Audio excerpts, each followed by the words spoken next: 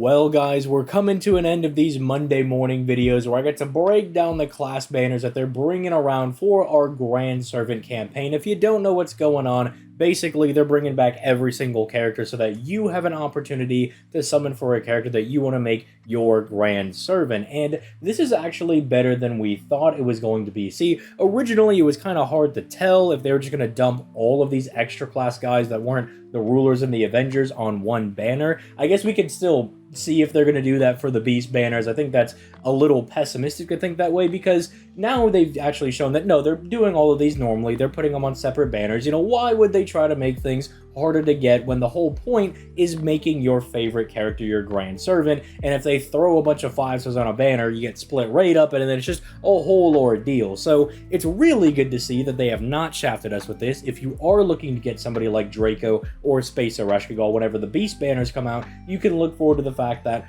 well, they're not going to be thrown on the same banner, and it's going to be an absolute shaft fest. But what I'm going to be doing in this video is what I've been doing for the past like 5 months now, and just going over the banners as of, or I guess to kind of give context of where these characters are as of right now on JP, so you as an NA player can see, all right, will these be banners that I'm worth rolling for whenever these do eventually come out on NA? That way you can kind of plan things out. You could say, well, you know, BB might have this rate up over here, but I have these characters I want to summon for. Maybe I'll just go for it at this point. Maybe you don't really care about Lilith. Maybe you don't care about Metatron Jean. You could just kind of plan accordingly. So just diving right into these banners, one of the good things about all of them is that as you can see, they all are just going to be rocking this summer version of Tlalok over here. I was going to try to say her other name, but I don't think I could pronounce it properly, and I don't want to get made fun of. So if you are looking for her, you know, you did just miss out on her because, well, technically she comes out the year before this, so if you did get shafted on that banner, whenever that does come out,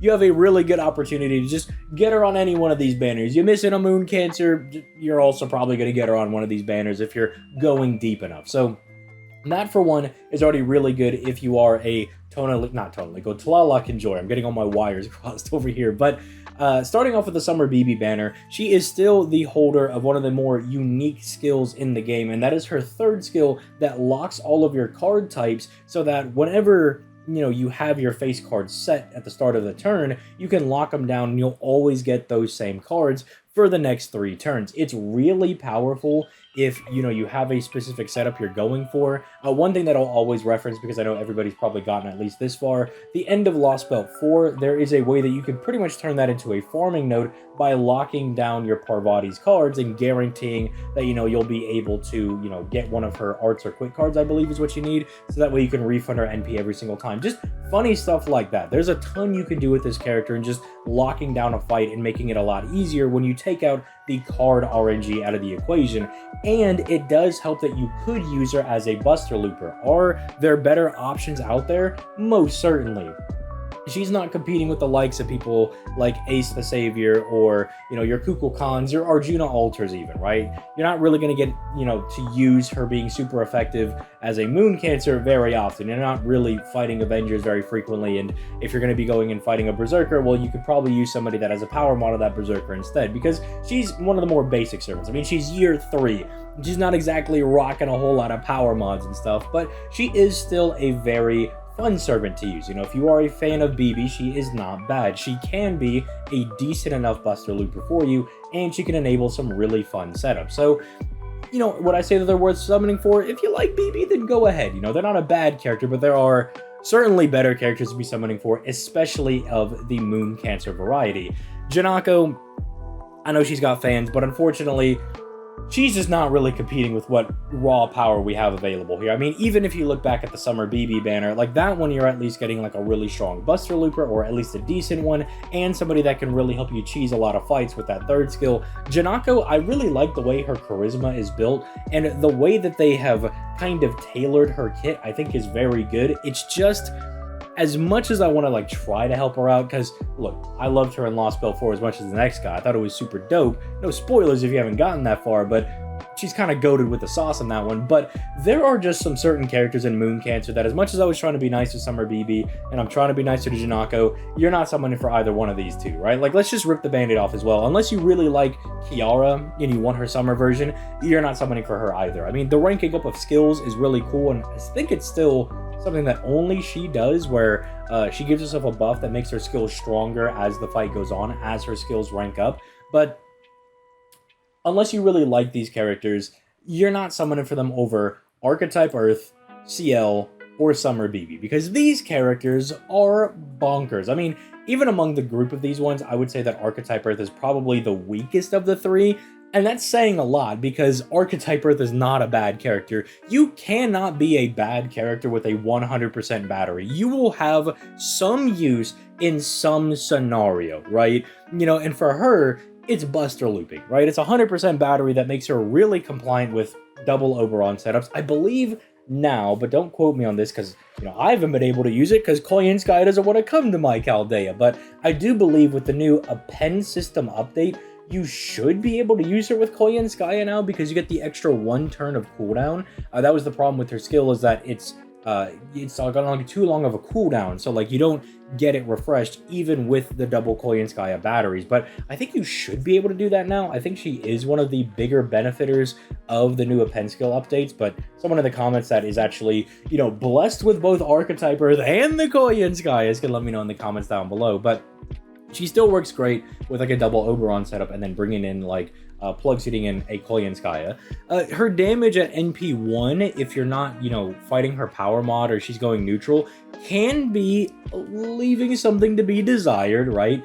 But I will say that if you are going to invest in this character, you know, you're probably going to go for like NP2 or something, she starts to get really, really good. As someone who has recently acquired NP2 Arc over on the NA side of things, and I have like the proper setup with Koyanskaya, you know, I have the Black Grail and, you know, have Oberon, the difference is tremendous, right? Like, I feel like I almost got a completely different character. It's almost like how people would talk about Kiara back in the day, where if you had NP1 Kiara, Dookie Dog Water Servant, but as soon as you get NP2, oh my goodness, this character transforms into one of the GOATs of all time. And I can actually say that is how it kind of feels when using an NP2 Archetype Earth. It just feels that when the main thing she's wanting to do is damage for farming, and you just give her that massive damage buff, I don't know if they just gave her a special one for her, they gave her pretty privilege, but it just feels like she's doing way more damage than she realistically should be allowed to do. It probably does have to do with her being, I wouldn't want to say Black Grail compliant, but married to Black Grail, because realistically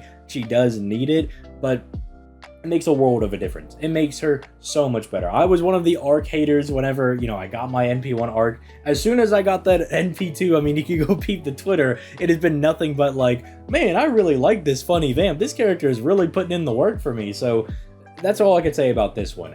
As for the other two, I mean, she's good if you want to summon for, you know, full recommendation on doing that. But these two over here, no NP2 needed, because these two are just bonkers, right? They're just disgusting. I mean, you could go for higher copies if you want. I mean, no discouragements there. They're both stupid good. I mean, Ciel, I don't even know where to start with this character. I mean, let's talk about like let's talk about farming, because people they care about farming, right? People love that stuff. Can't even get my words out properly because of how nutty this character is. So on the Alt JP account I had, I was able to pull Ciel, right? And I was using her in a lot of different farming setups before that account got sent to the Shadow Realm, because I didn't make a transfer code for it. But what you could do with this character, because her damage is pretty solid, you know, she's kind of critting all over the place. Let's just not even get into all the stuff she does in the challenge quest, because this character literally has Bible passages for their skill effects. But she has the best version of the card shuffle, you know, from the Ruler Artoria or from the Mystic Code. She has the best version in that she shuffles the cards and locks everybody else out. So you are guaranteed to only see CL cards for that turn, meaning it takes all of the RNG out of face card farming, which is probably why she's a single target, right? They didn't want her to be too good, but even then, if you're in a scenario where your CL does enough damage with the NP that 1 or 2 crits are going to take the enemy out, you can guarantee to do that every single time. There's no, oh, well, hopefully I can at least get my Morgan's Buster card, or, man, if only I could get Arjuna Alter's Buster card. If I get his Quicker Arts card, I'm finished. With Ciel, that's never a concern, because she just boots everybody else out. Like, it's literally just a slightly more power-crept version of Ruler Artorias, because Ruler Artoria butts one person out, Ciel butts everybody out. She says, no, like, I'm gonna be doing the crits here. And her crits are really good, and her damage ain't bad. I mean, this character is pretty disgusting. If I had the spare Saint Quartz, I would probably be summoning on this banner, right? If Koyanskaya didn't rob me from my life savings, I probably would still go for this character, because not only are they a lot of fun to use, they're ridiculously broken. But what I have been blessed with on JP is Summer BB over here. Summer BB, Golden BB, if you are in a position like me where you do not have people like Oberon or Koyanskaya, this character puts in a mountain of work. As effectively, she can be one of two things. You can use her as a DPS. Her NP refund isn't the greatest, so like, you know, it's one of those things where you're gonna have to work with her a little bit on using her as an arts looper because her hits are a little bit lower. But it's the fact that she can double as a pseudo support, wave clearer, or full support, because she has 2 NPs, and that second NP ain't bad. I mean, it's just like, what if I just gave you heals, invul, and NP damage? Would you like that? It's like, oh nice, that's really good for these art setups, because heals is like the one thing you don't get out of that, and Castoria doesn't give you NP damage, so it's another buff type in the like NP damage calculation, which is like really strong.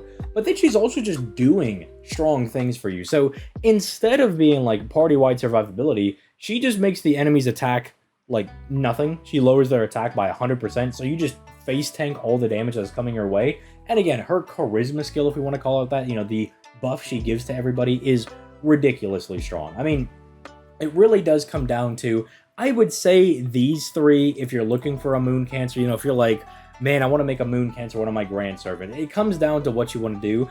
Arc is pretty selfish. It's kind of like, you use this character just to do like AoE buster looping. She does have some utility in the fact that her third skill can charge the party's gauge except herself by 30% as long as you've already used her NP, and you know, it gives you like, I think it's what, buff removal resistance and a hit of invincibility or something. Like, that is like really good, but mostly you're going to be using her as a buster farmer.